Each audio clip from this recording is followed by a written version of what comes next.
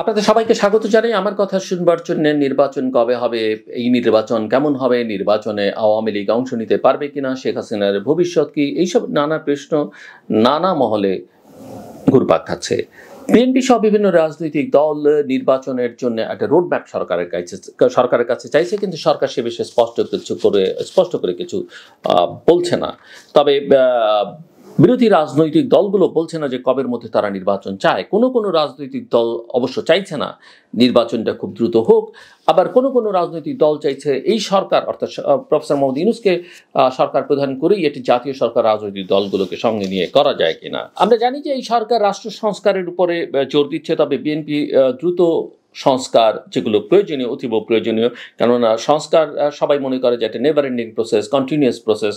সংস্কার কখনো বন্ধ হয়ে গেলে সেই রাষ্ট্র বা সেই ব্যবস্থা কখনো টেকসই হয় না, টেকে না। কাজেই সংস্কারটা একটা কন্টিনিউয়াস প্রসেস এবং তারা প্রয়োজনীয় সংস্কারগুলো শেষ করে নির্বাচন দাবি করছে এবং পরবর্তী পর্যায়ে সংস্কারগুলো নির্বাচিত সরকার এগিয়ে নেবে, সেটাই তাদের বক্তব্য।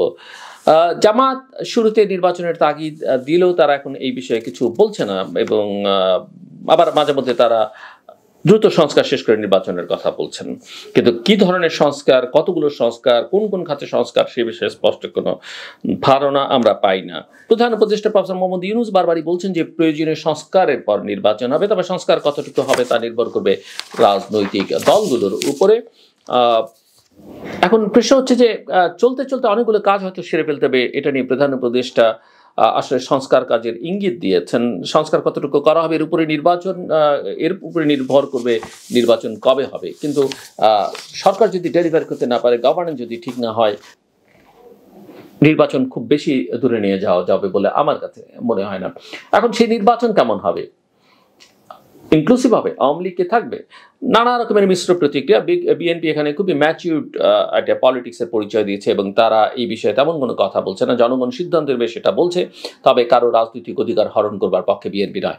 তবে নানা মহল থেকে একটা দাবি আছে যে আওয়ামী লীগকে ব্যান করা হোক, কিন্তু প্রধান উপদেষ্টা সেই বিষয়ে তেমন কোনো সাড়া দিয়েছেন বলে এখন পর্যন্ত আমরা দেখতে পাইনি এবং হয়তো পরিস্থিতি তারা বুঝতে পারছেন। শেখ হাসিনা ভারতে আশ্রয় নিয়েছেন পালিয়ে, 5ই আগস্ট তিনি পালিয়ে গেছেন এবং ভারত তাকে আশ্রয় দেয় বাংলাদেশের জনগণ অনেক ক্ষেত্রেই ক্ষুব্ধ। তিনি নানান নেতাকর্মীদের সঙ্গে নানাভাবে টেলিফোনে কথাবার্তা বলছেন, সেই সব টেলিফোন আলাপ ফাঁস হয়ে যাচ্ছে এবং সেটা তিনি ভারতে বসে করতে পারেন কিনা এবং ভারত সেটা অ্যালাউ করছে, এটা নিয়ে ভারতকে কেন্দ্র করে আরও সংশয় তৈরি হচ্ছে। নিউ ইয়র্কে আওয়ামী লীগ আয়োজিত একটি সভায় তিনি ভার্চুয়ালি যোগও দিয়েছেন এবং তিনি লন্ডনেও এরকম একটি সভায় তিনি কথা বলেছেন। তো এই জিনিসগুলো আসলে এর আগে তিনি ইউরোপেও এরকমভাবে কথা বলেছেন। তো এগুলো আসলে ঠিক হচ্ছে কিনা সেটা নিয়ে যথেষ্ট সংশয়, সন্দেহ, প্রশ্ন জনমনে আছে এবং আওয়ামী লীগ সভানেত্রীর যেসব ফোন আলাপ নানা জায়গায় ছড়িয়ে পড়েছে, সেগুলো যথেষ্ট উদ্বেগ এবং উৎকণ্ঠা তৈরি করে।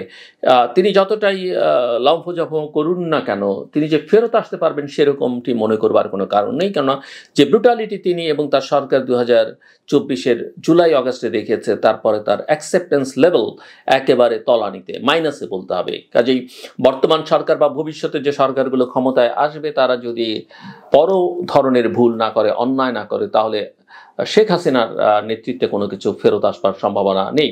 আওয়ামী লীগকে সংশোধিত হবে, এটা একটা বড় প্রশ্ন হতে পারে, কিন্তু এখন পর্যন্ত লক্ষণ দেখা যাচ্ছে না কেউ জোরের সঙ্গে আওয়ামী লীগ পরিচয় দিয়ে সামনে আসবার চেষ্টা করবেন। তবে দল হিসেবে আওয়ামী লীগ যদি রাজনীতি করতে চায়, এবং নিশ্চয়ই তারা হয়তো চাইবে, সেখানে বাধা দেওয়ার কিছু আছে বলে আমার কাছে মনে হয় না। এবং তারা যদি নির্বাচনে অংশ নিতে চায়, নির্বাচনে জনগণ তাদের গ্রহণ করবে কিনা সেই ভার জনগণের উপরেই ছেড়ে দেওয়া উচিত।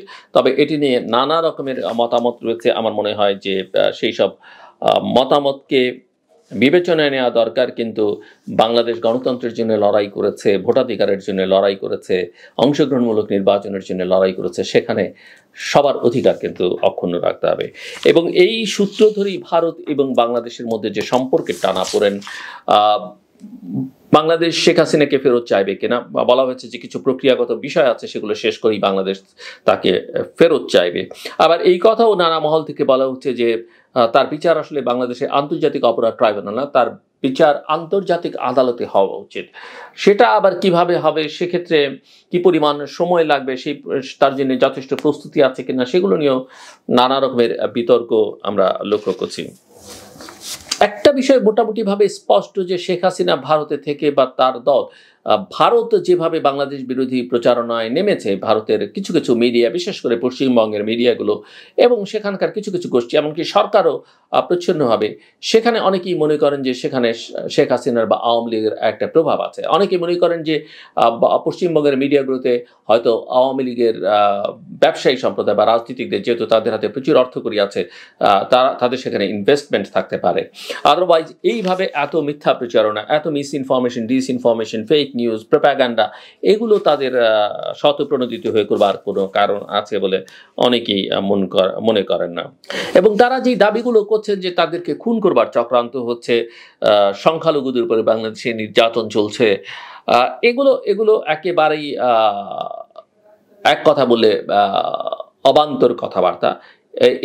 এই চিন্তা কেউ করছে বা বাংলাদেশের সংখ্যালঘুদের উপরে নির্যাতন হচ্ছে, বিচ্ছিন্ন কিছু ঘটনা ঘটছে এবং যেগুলো ঘটেছে তার সিংহভাগই হচ্ছে রাজনৈতিক কারণ। এখানে ধর্মীয় বিবেচনা থেকে কোনো কিছু হচ্ছে বলে মনে হচ্ছে না। সো শেখ হাসিনা যেটা এখন দেশের বাইরে বসে করছেন বা তার সঙ্গী সাথীরা যেটা করছেন, সেটা দেশের স্বার্থে করছেন এমনটা মনে করবার কোনো কারণ নেই। এমনকি তাদের সঙ্গে মিলেমিশে ভারত যেটা করছে, সেটাও আসলে ভারত বাংলাদেশের সম্পর্ককে একটা বড় টানাপোড়েনের মধ্যে ফেলে দিচ্ছে।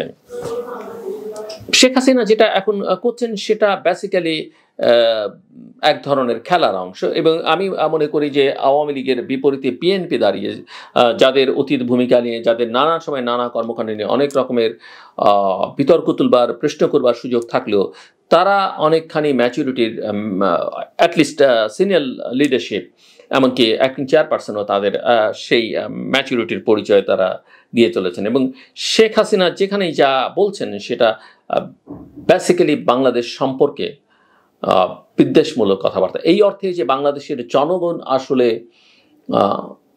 তার সঙ্গে নেই এবং তাকে অ্যাকসেপ্ট করবার জায়গায় বাংলাদেশের জনগণ নেই, বিশেষ করে বাংলাদেশের তরুণ সমাজ, বাংলাদেশের ছাত্র সমাজ, সেটা তাদেরকে মাথায় রাখা উচিত। সো বাংলাদেশের জনগণের স্বার্থের বিরুদ্ধে, স্বাধীনতা সার্বভৌমত্বের বিরুদ্ধে যেসব অ্যাক্টিভিটিস তিনি বা তারা করছেন, সেগুলো আসলে রাজনীতি বলা যাবে না। এবং এই বিষয়টি আসলে শেষ পর্যন্ত বাংলাদেশের বিরুদ্ধে এক ধরনের ষড়যন্ত্র এবং বাংলাদেশের বিরুদ্ধে কোনো বিদেশি শক্তিকে লেলিয়ে দেওয়ার একটা প্রয়াস।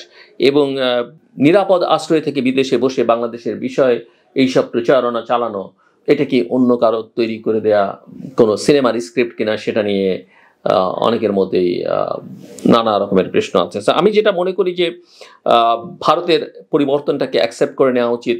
শেখ হাসিনার ভবিষ্যৎকে তিনি যদি সাহস থাকে তিনি পরিস্থিতি ফেস করুন, যে কথা তিনি তার প্রতিপক্ষ সম্পর্কে ক্ষমতায় থেকে বহুবার বলেছেন, এমনকি তারেক রহমান সম্পর্কে বলেছেন, সাহস থাকে দেশে আসুক।